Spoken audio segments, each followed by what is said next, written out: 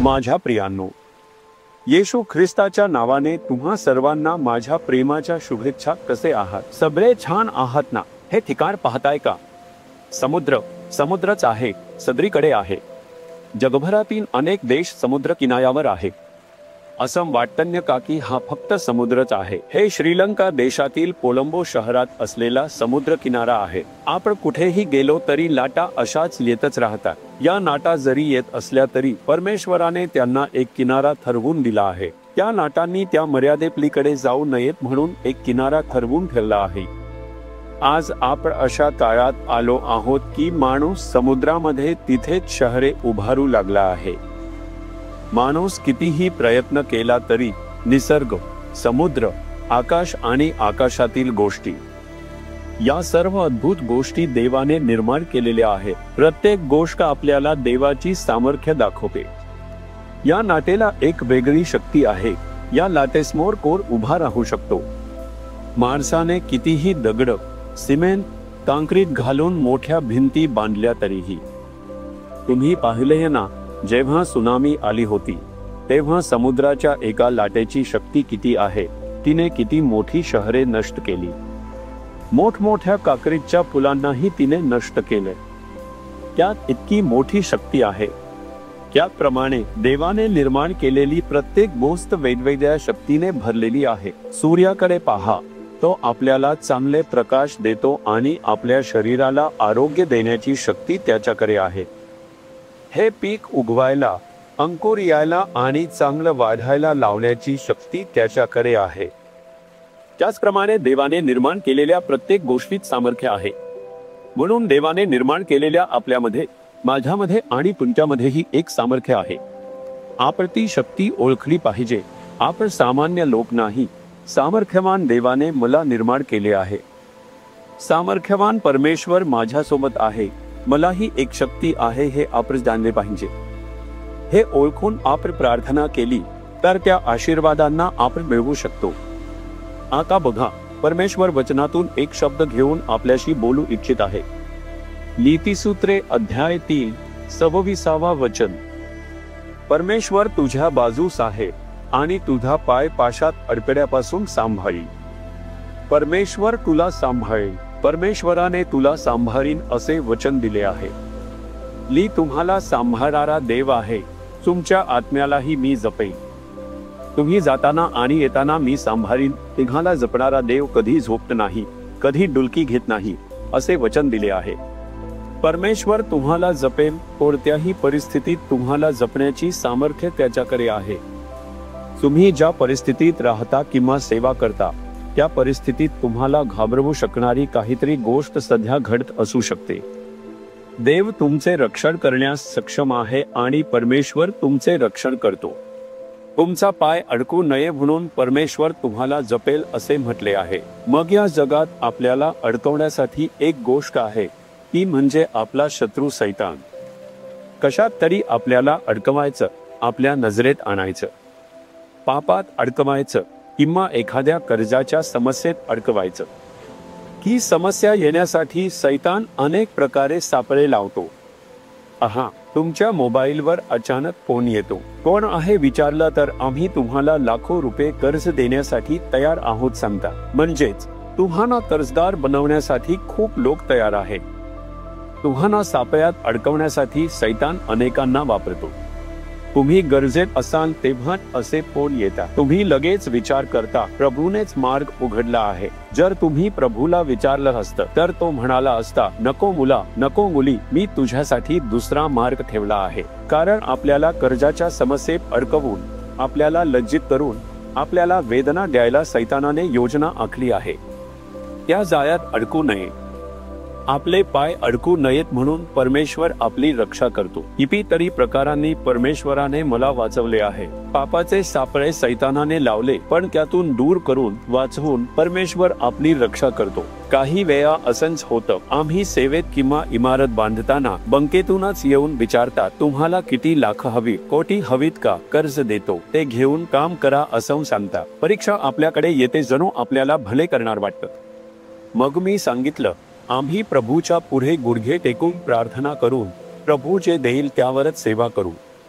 कर्ज घेऊन काम करणार नाही असं जाहीर करण्याची कृपा प्रभूने दिली. नाहीतर काय झालं असतं, त्या कर्जात अडकून सगळी पैसे फक्त व्याजातच जाऊन वाया गेली असती. अशा प्रकारे सैतान तुमच्यासाठीही अनेक प्रकारचे सापळे लावतो. तुमच्या घरात, कामाच्या ठिकाणी, सेवेत कुठेही आपले पाय अडकू नयेत म्हणून देव आपल्याला वाचवू शकतो. पण आपण याबद्दल काय करू शकतो? परमेश्वरावर विश्वास ठेवणे हे महत्त्वाचे आहे. तुम्ही कुणावर विश्वास ठेवला आहे? तुम्हाला स्वतःवर का, तुमच्या कौशल्यावर का, तुमच्या प्रतिभेवर का, तुमच्या अनुभवावर का, की तुमच्या कामावर विश्वास आहे? नेमकं कुठे आहे तुमचा विश्वास?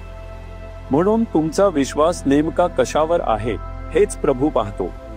तुम्ही परमेश्वरावर विश्वास ठेवता का? परमेश्वराने तुमच्यासाठी ठेवलेले आशीर्वाद तुम्ही खरंच मानता का? काही लोक म्हणतात, माझं शिक्षणच माझा विश्वास आहे. कितीही शिकले तरी, कितीही हुशार असले तरी नोकऱ्या गमावून त्रास सहन करणारे अनेक लोक आपण पाहतो. माझी नोकरीच माझा विश्वास आहे, माझ्यात कौशल्य आहे असं वाटतं. पण अचानक नोकरी गेली आणि वर्षानुवर्षे नोकरी शोधणारे अनेक लोक मला माहित आहे, त्यांचा विश्वास तुटून गेला. माझा व्यवसाय, माझी मेहनत, मी किती कष्टाने काम केलं, एक मोठं व्यवसाय साम्राज्य उभं केलं आहे. अनेक कोटींचा व्यवसाय करून मोठे दिग्गज म्हणून ओळखले जाणारे लोक सगळं गमावून बसले आणि लाजून मान खाली घालून उभे असलेले लोकली पाहिले आहे.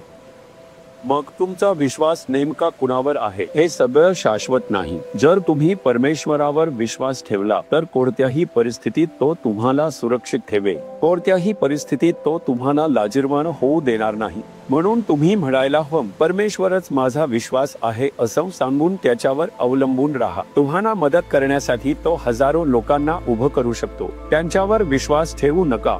तुम्ही असं म्हणू नका की माझा विश्वास फक्त तुमच्यावर आहे. मी परमेश्वरावर विश्वास ठेवतो. तुमच्या मार्फत मदत करायची परमेश्वराने ठरवलं असेल तर तो मदत करेल.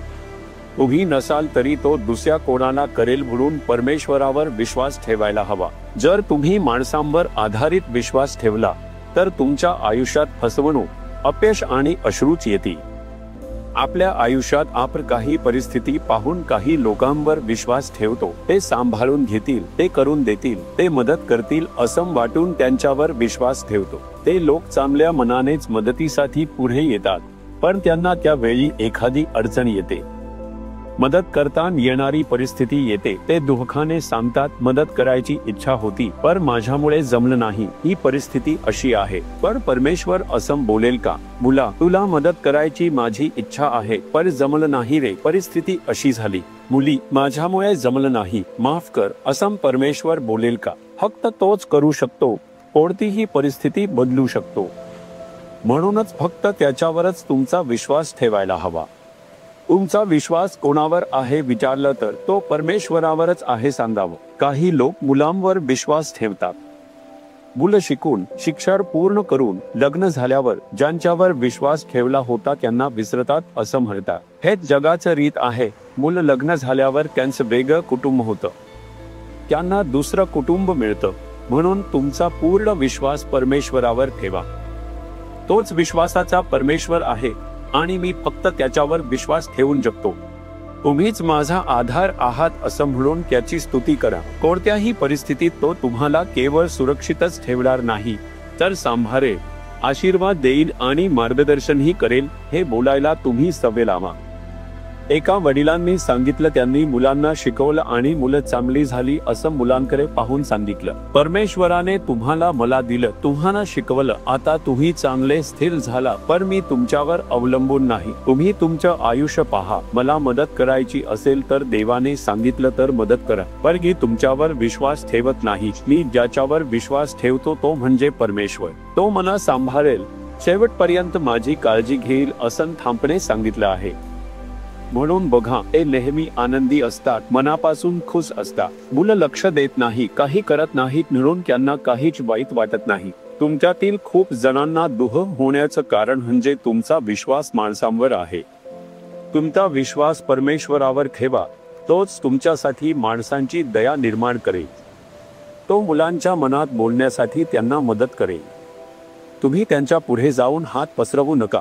परमेश्वरासमोर बुद्धी टेकून राहा. फक्त त्याच्यावर विश्वास ठेवायला सांगा. पहा काय घडते. तुमच्या कुटुंबाचं वातावरण बदलून जाईल. तुम्ही ज्या परिस्थितीत आहात सर्व गोष्टी परमेश्वर तुमच्यासाठी चांगल्यात बदलून दे. तुम्ही म्हणता का, प्रभू तुम्हीच माझा विश्वास आहात, मी फक्त तुमच्यावरच विश्वास ठेवतो, कोणत्याही माणसावर नाही. तुम्हीच माझ्यासाठी क्रूसावर रक्त सांडून मरण पावला आणि पुन्हा जिवंत झाला. तुम्ही मला वचन दिलं आहे आणि शेवटपर्यंत माझी काळजी घ्या. प्रभू मी तुमच्यावर विश्वास ठेवतो, मी माणसावर विश्वास ठेवत नाही. असं जाहीर करा. आजपासून तुमच्या आयुष्यात एक बदल सुरू होईल. सांगा, प्रभू तुम्हीच माझा विश्वास आहात, तुम्ही माझी काळजी घ्याल, माझं रक्षण कराल, पोषण कराल आणि मार्गदर्शन कराल. आता मी कोणत्याही माणसावर किंवा परिस्थितींवर विश्वास ठेवता, फक्त तुमच्यावरच विश्वास ठेवून आधार घेईन. येशूच्या नावाने आमेन. आमेन.